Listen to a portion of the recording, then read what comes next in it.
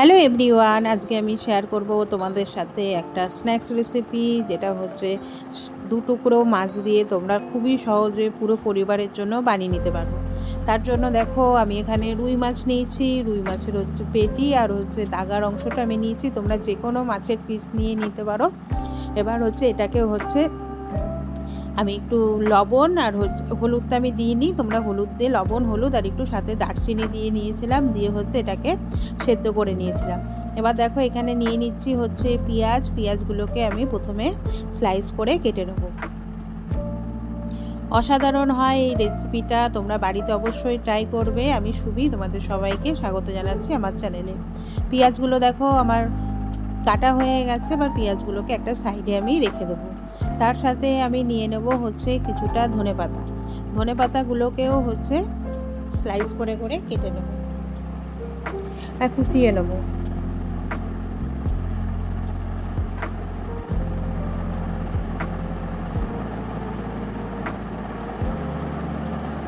আমার এই রেসিপিটা ফলো করে তোমরা বাড়িতে করবে, দেখবে অসাধারণ লাগে। তার সাথে নিয়ে নিয়েছি হচ্ছে একটা আলু, যেহেতু আমার মাছের পরিমাণটা অনেকটাই কম, তাই আমি তার সাথে একটু আলু নিয়ে নিয়েছি। এবার কড়াইতে দিয়ে দেবো হচ্ছে সরষের তেল। তেলটাকে আগে একটু ভালো করে গরম হতে দেবো।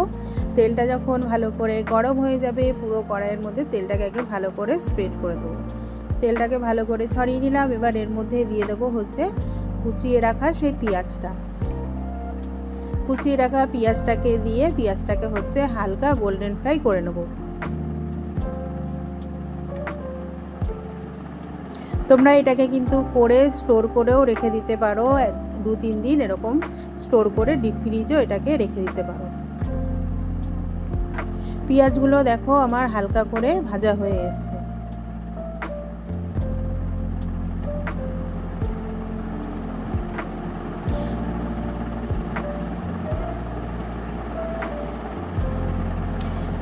পেঁয়াজগুলো ভাজা হয়ে গেলে এবার এর মধ্যে আমি অ্যাড করে দেব হচ্ছে আদা বাটা, রসুন বাটা আর তার সাথে হচ্ছে কাঁচা লঙ্কা বাটা। আমি এখানে কাঁচা লঙ্কা দিয়েছি, তোমরা চাইলে শুকনো লঙ্কা ইউজ করতে পারো।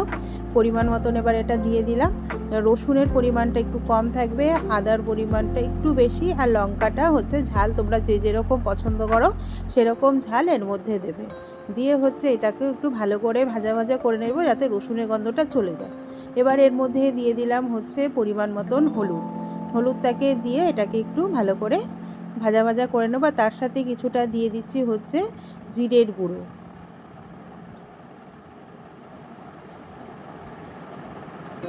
খুবই সিম্পল অসাধারণ একটা রেসিপি। আর তার সাথে দিয়ে দিলাম হচ্ছে লবণটা বুঝে দিতে হবে, কারণ মাছ সেদ্ধ করার সময় আমি লবণ দিয়ে মাছটাকে সেদ্ধ করে নিয়েছিলাম। এবার দিয়ে মশলাটাকে একটু ভালো করে ভাজা ভাজা হতে দেবো।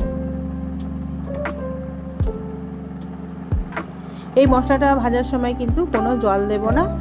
জল না দিয়ে মশলাটাকে একটু সাবধানে ভাজতে হবে, যাতে দেখতে হবে মশলাটা যাতে জিরেটা পুড়ে না যায় কোনোভাবে। এবার এর মধ্যে যে রুই মাছগুলো নিয়েছিলাম, রুই মাছগুলো সব কটার হচ্ছে কাটা ছাড়িয়ে নিয়েছি ভালো করে। বাচ্চারা অনেক সময় মাছ খেতে চায় না, তো এইভাবে তোমরা বাড়িতে ট্রাই করবে, দেবে বাচ্চারা কিন্তু অনায়াসে খেয়ে নেবে। এতটা টেস্টি হয়, বাচ্চা থেকে বড় সবারই হচ্ছে খুবই প্রিয় হবে এই রেসিপিটা। সবারই খুব ভালো লাগবে। চায়ের সাথে বা স্টার্টার হিসেবেও তোমরা এটাকে খেতে পারো, বা ইভিনিং স্ন্যাক্স হিসেবেও তোমরা খেতে পারো। দিয়ে হচ্ছে মাছটাকে দিয়ে এটাকে একটু ভালো করে মানে ভেজে নেব।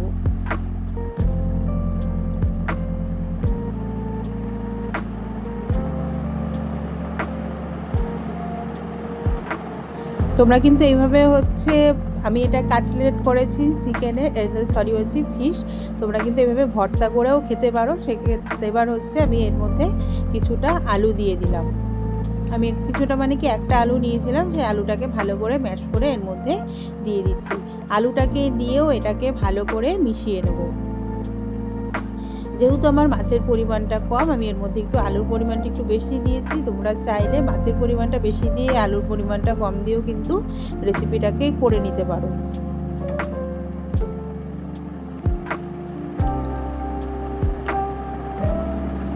এবার এর মধ্যে আমি কিছুটা অ্যাড করে দেবো হচ্ছে গোলমরিচের গুঁড়ো। পরিমাণ মতন একটু গোলমরিচের গুঁড়ো আমি এর মধ্যে অ্যাড করে দিলাম।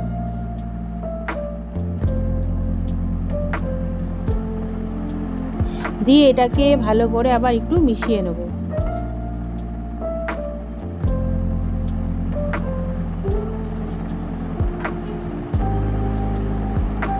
এটা ভালো করে মিক্সড হয়ে গেছে। এবার এর উপরে আমি দিয়ে দেবো হচ্ছে ধনেপাতা।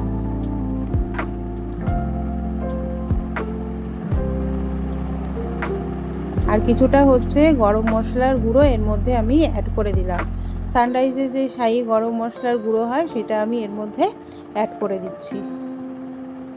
তাহলে যে মাছের একটা আষ্টে গন্ধ সেটা কোনোভাবেই আসবে না, মানে এটা খেয়েই কেউ বুঝতে পারবে না যে তুমি এটা ঘরে থাকা রুই মাছ দিয়ে এটা করেছো। রুই বা কাতলা যে কোনো মাছ দিয়ে তোমরা এটা করতে পারো বা অন্য মাছ দিয়েও করতে পারো। কেউ খেয়ে বুঝতেই পারবে না যে এটা হচ্ছে মাছের চপ।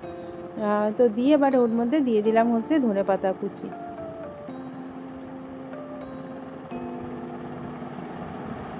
দিয়ে এটাকে মিশিয়ে বা এটাকে ঠান্ডা হতে দেবো। দেখো মিশ্রণটা আমার ঠান্ডা হয়ে গেছে। এবার এটাকে আমি কড়াই থেকে নামিয়ে নিচ্ছি।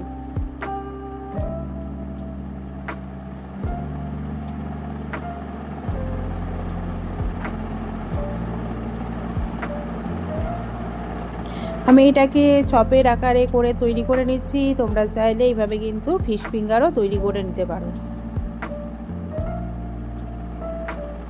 খুবই অসাধারণ হয় খেতে।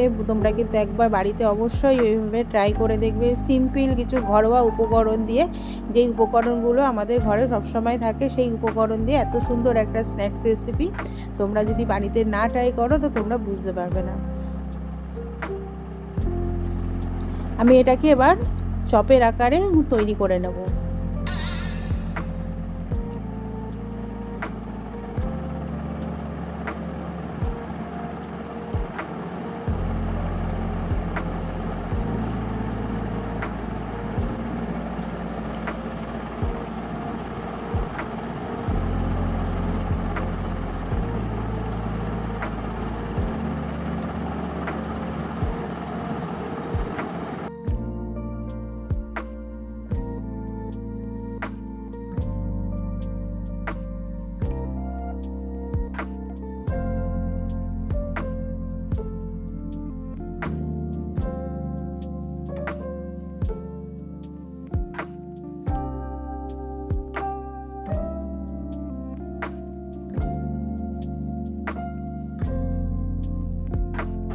সবগুলো আমার তৈরি হয়ে গেছে। এবার এদিকে হচ্ছে আমি একটা ব্যাটার তৈরি করে নেবো। তার জন্য আমি এখানে নিয়ে নিয়েছি হচ্ছে কর্নফ্লাওয়ার, তার সাথে দিয়ে দিলাম পরিমাণ মতন লবণ, তার সাথে কিছুটা দিয়ে দিয়েছি হচ্ছে জল।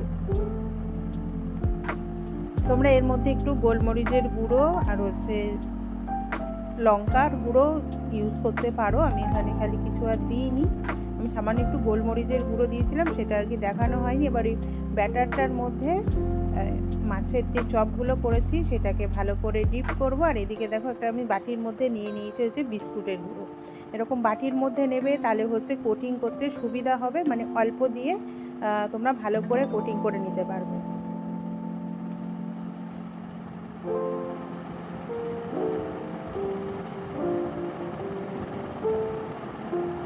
তো অনেক সময় হচ্ছে বিস্কুটের গুঁড়োটা বেশি নিলে থেকে যায়, নষ্ট হয়, তার জন্য এরকম বাটির মধ্যে দিয়ে করবে, তাহলে দেখবে জিনিসটা নষ্ট হবে না। যেইটুকুই আর কি তোমাদের প্রয়োজন সেইটুকুই লাগবে, একটু হয়তো সামান্য ওয়েস্টেজ হবে।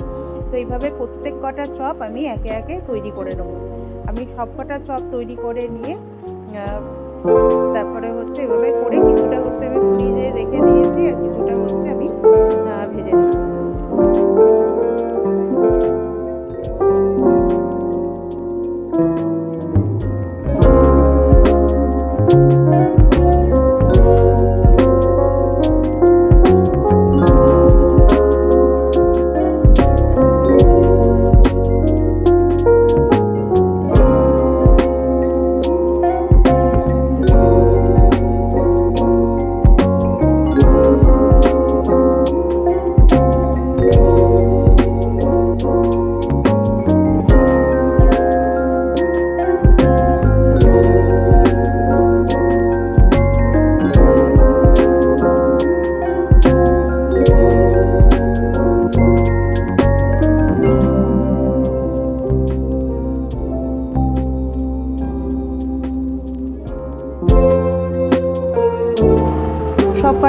আমার দেখো রেডি হয়ে গেছে। এবার আমি কড়াইতে দিয়ে দিয়েছি হচ্ছে সাদা তেল।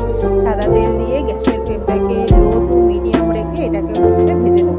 সব কিছুই হচ্ছে যেহেতু আমার কড়াই আছে, তো বাইরের হচ্ছে ভিতরটা একদম হচ্ছে নরম তুলতুলে হবে, আর বিস্কুটের গুঁড়ো দিয়ে যেহেতু করেছি বাইরেটা একদম পুরো ক্রিস্পি হবে।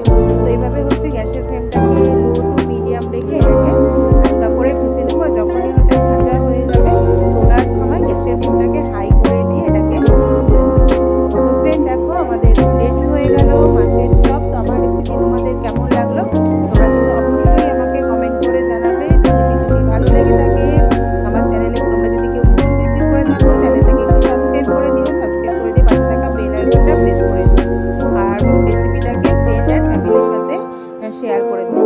থ্যাংক ইউ সবাইকে। সবাই খুব ভালো থেকো, সুস্থ থেকো। আবার দেখা হবে তোমাদের সাথে নতুন কোনো একটা রেসিপি নিয়ে। দেখো কত সুন্দর হয়েছে, দেখেই তোমরা বুঝতে পারছো। খেতেও কিন্তু খুবই অসাধারণ হয়েছে। বাইরেটা পুরো ক্রিস্পি, ভিতরটা একদম নরম তুলতুলে। অসাধারণ হয়েছে মাছের চপটা। তোমরা যদি বাড়িতে ট্রাই না করো